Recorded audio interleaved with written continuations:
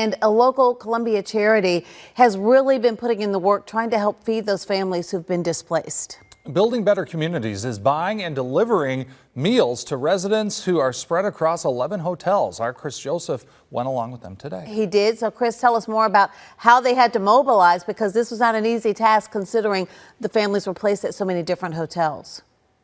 Certainly more intensive than I thought initially going in. I got an opportunity to speak with the founder of Building Better Communities, Perry Bradley, and he estimates that there are about 500 people that need those meals, and they're looking to serve both lunch and dinner. So his team of volunteers has been working to provide those residents those meals since, of course, they were displaced. Now, Bradley says the apartment complex is comping the cost, so, of course, paying BBC back. I arrived around 11:30, meeting Bradley and a volunteer at the charity headquarters, right next to the apartment complex, just yards away. We took a van to Sam's Club, where they stockpiled food and came back to a team of waiting volunteers. Now, each of those volunteers took some of the food to those designated hotels. At that point, residents signed in and picked up their food.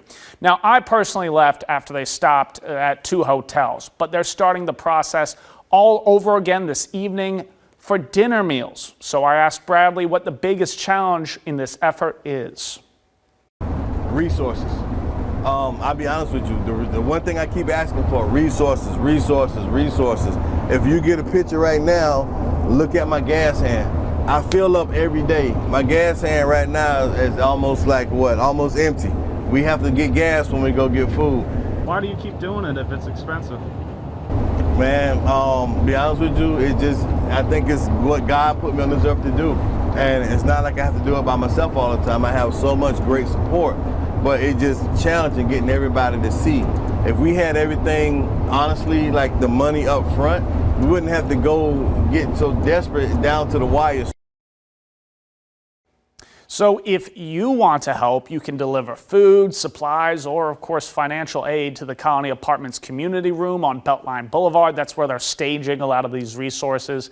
That's in the same building as the Columbia Police substation.